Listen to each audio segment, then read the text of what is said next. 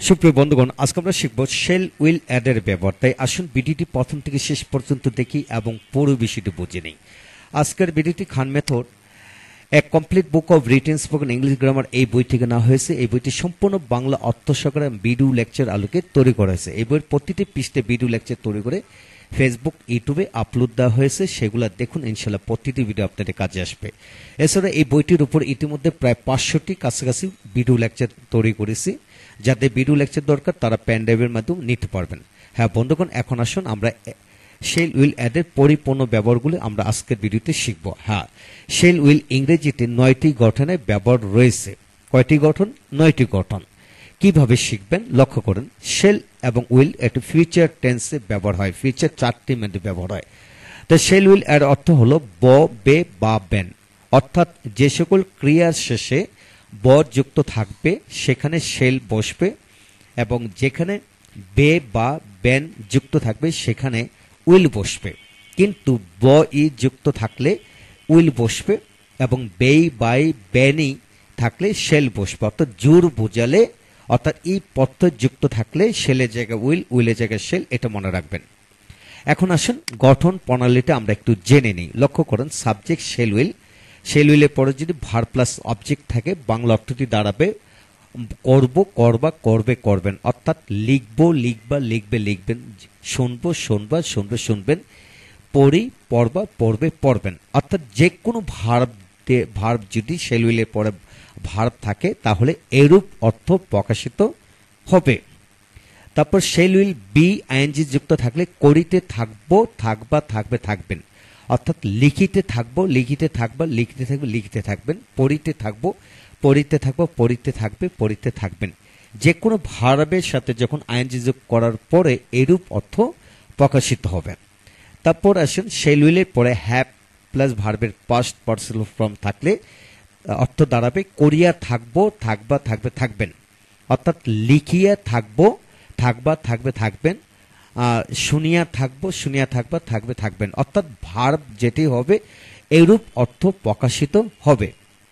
তারপর আসেন shell will have বিন ভার্বের সাথে আইএনজি যদি যুক্ত থাকে বাংলা অর্থটি দাঁড়াবে সময় ধরে বা হতে থেকে করিতে থাকবো, থাকবা, থাকবে, থাকবেন, এরূপ অর্থ প্রকাশিত হবে। তারপর আসেন শেল উইলের পরে যখন বি পরে নাউন, অ্যাডজেক্টিভ, ভার্বের পাস্ট পার্টিসিপল ফর্ম এরূপ গঠনে বাক্য থাকবে তখন হইব, হইবা, হইবে, হইবেন এরূপ অর্থ প্রকাশিত হবে। আবার শেল উইল এরপরে যখন হ্যাভ থাকবে, যেমন I shall have plus noun থাকবে তাহলে থাকবে অর্থ প্রকাশিত হবে। অর্থাৎ আমার একটি গাড়ি থাকবে, বাড়ি থাকবে, আমার অনেক টাকা থাকবে, এরূপ ক্ষেত্রে থাকবে অর্থ প্রকাশিত হবে। অর্থাৎ হ্যাভের পরে নাউন যুক্ত থাকলে আমরা এরূপ অর্থ প্রকাশিত হবে। হ্যাঁ বন্ধুগণ, আজকের এই প্রথম অংশ থেকে আমরা শিখে নিলাম শেল উইলের পরে ভার্বের একাধিক রূপ থাকে, একাধিক রূপের একাধিক ধরনের বাংলা মিনিং প্রকাশিত হয়। এখন আসুন ব্যবহার বিধি আমরা শিখব। এখান থেকে লক্ষ্য করেন যে প্রথম ব্যবহারটি হলো 1 নম্বর shall will verb plus object, অর্থাৎ ভার্বের present form plus object, that means future indefinite tense. লক্ষ্য করেন, আমি কাজটি করব বা করিব, I shall do the work. আমি কাজটি করিতে থাকিব বা করতে থাকবো, I shall be doing the work. আমি কাজটি করিয়া থাকবো, I shall have done the work. আমি কিছুদিন যাবত কাজটি করিতে বা করতে থাকবো, I shall have been doing the work for few days. এখানে লক্ষণীয় হলো ডু এর স্থলে হাজার হাজার ভার্ব আছে, যে কোনো ভার্ব দিয়ে এইভাবে পড়তে পারবেন। যেমন আই শেল রিড ইংলিশ, আমি ইংরেজি পড়ব। I shall B reading English, আমি ইংরেজি পড়িতে থাকবো বা পড়তে থাকবো। I shall have read English, আমি ইংরেজি পড়িয়া থাকবো। I shall have been reading English for few days, আমি কিছুদিন যাবৎ ইংরেজি পড়তে থাকবো।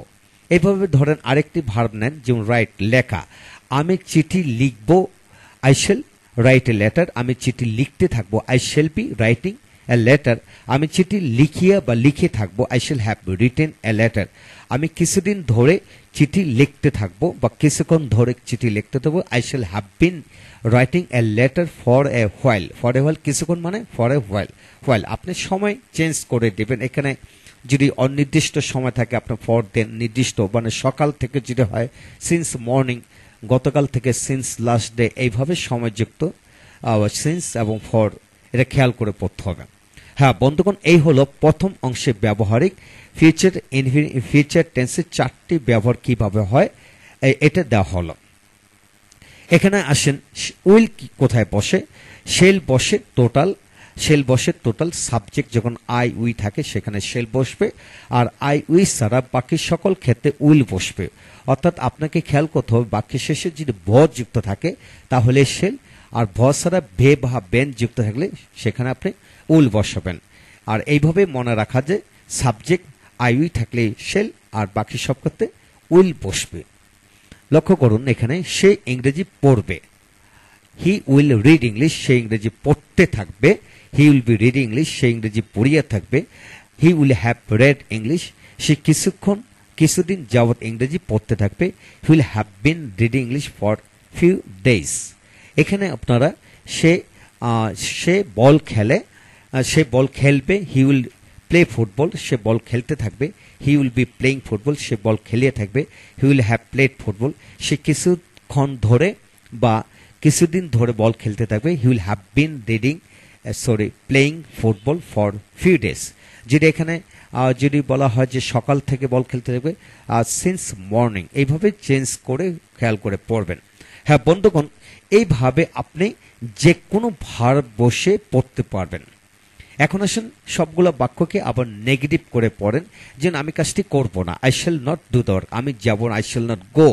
আমি দেখব না, আই শ্যাল নট সি। আমি জানবো না, আই শ্যাল নট নো।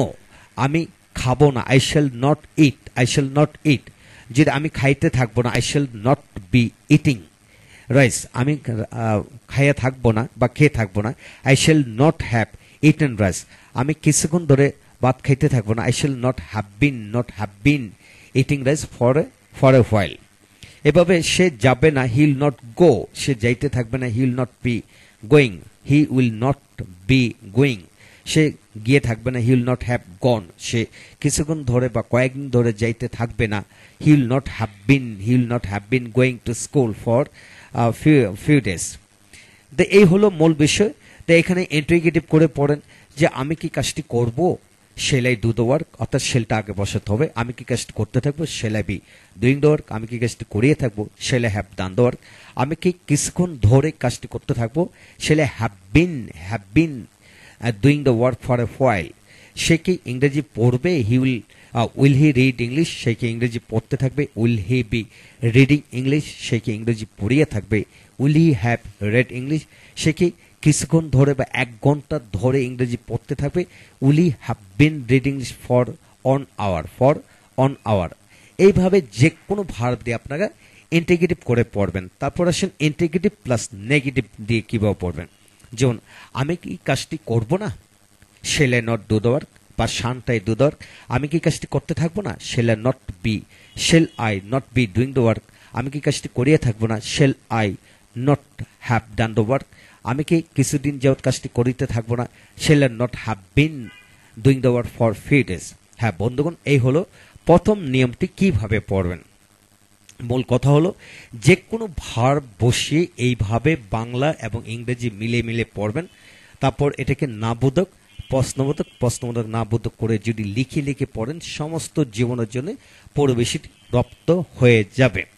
এখন আসেন 2 নম্বর নিয়ম থেকে আমরা পড়ব। লক্ষ্য করেন এখানে shell will be plus noun, অর্থাৎ নাউন বিশিষ্ট। নাউন মানে সেটা হচ্ছে আপনি কোন ধরনের নাউন ব্যবহার করবেন, কমন নাউন ব্যবহার হবে। যেমন আমি ডাক্তার হইব বা হব, আমি ডাক্তার হইব বা হব। I shall be a doctor, আমি ডাক্তার হইতে থাকবো। I shall be being a doctor, আমি ডাক্তার হয়ে থাকবো। I shall have been a doctor, হ্যাঁ বন্ধুগণ, এখানে ফিউচার পারফেক্ট কন্টিনিউয়াস বাক্য খুব একটা হয় না। এখন আসেন আমি শিক্ষক হব, I shall B a teacher, আমি শিক্ষক হইতে থাকবো। I shall be being a teacher, আমি শিক্ষক হয়ে থাকবো। I shall have been a teacher. এইভাবে হাজার কমন নাউন আছে, যে কোনো কমন নাউন বসে এইভাবে পড়তে থাকুন। তারপর এখানে প্রনাউন চেঞ্জ করে পড়বেন। আই উই হি সি দে কামাল জামাল, যে কোনো মানে দিয়ে পড়বেন ইনশাল্লাহ। তবে এটা খেয়াল রাখতে হবে আই উই সাথে শেল বসে, বাকি সব করতে উল বসে। আবার বাংলাও খেয়াল করবেন, ভ যুক্ত থাকলে শেল আর বে বা বেন যুক্ত থাকলে উইল বসে। লক্ষ্য করুন এখানে সে ইংরেজি শিক্ষক হইবে, বা হবে। He will be an English teacher, he will be an English teacher, সে ইংরেজি শিক্ষক হইতে থাকবে। He will be being an English teacher, সে ইংরেজি শিক্ষক হয়ে থাকবে। He will have been being an English teacher. হ্যাঁ বন্ধুগণ, এইভাবে এইখানেও কিন্তু নাবোধক, সে ডাক্তার হইবে না, ইঞ্জিনিয়ার হবে না, সে নেতা হবে না, সে ব্যবসায়ী হবে না, মানে বিভিন্ন কিছু, যে কোনো কিছু হইবে না ক্ষেত্রে আপনার I shall not be a doctor, teacher, যে কোনো কিছু বসাতে পারেন। আবার সে কি ডাক্তার হবে বা আমি কি ডাক্তার হব, shall I be a doctor, আমি কি ইঞ্জিনিয়ার হব, shall I be an engineer, আমি কি ব্যবসায়ী হব, shall I be a businessman. এইভাবে আপনারা নেগেটিভ ইন্টিগ্রেটিভ করে পড়তে পারবেন ইনশাল্লাহ। এই হলো আজকের ভিডিওতে আমরা শিখে নিলাম শেল উইলের গঠন প্রণালী হলো টোটাল কয়টি, 9টির মধ্যে আমরা 2টি গঠন থেকে আমরা শিখে নিলাম। ফিউচার পারফেক্ট টেন্স, ফিউচার টেন্সের 4টি প্রকার কিভাবে পড়তে হয় এবং নাউন দিয়ে কিভাবে পড়তে হয়, সেই বিষয়গুলো আজকের ভিডিওতে আলোচনা করলাম। দ্বিতীয় ভিডিওতে আমরা আলোচনা করব অ্যাডজেক্টিভ, ভার্বের পাস্ট পার্সোনাল ফর্ম এবং হ্যাভ প্লাস নাউন, এইগুলো দিয়ে কিভাবে পড়া যায়। তা যা হোক বন্ধুগণ, যা শিখবেন সমস্ত জীবনের জন্য শিখবেন, বেঙ্গে বেঙ্গে খুঁটিয়ে খুঁটিয়ে শিখবেন, ইনশাল্লাহ সমস্ত জীবনের জন্য এগিয়ে গেলেন। ভালো থাকুন। পরবর্তী ভিডিওটি অবশ্যই, অর্থাৎ বাকি অংশে অবশ্যই দেখবেন। Thank you very much.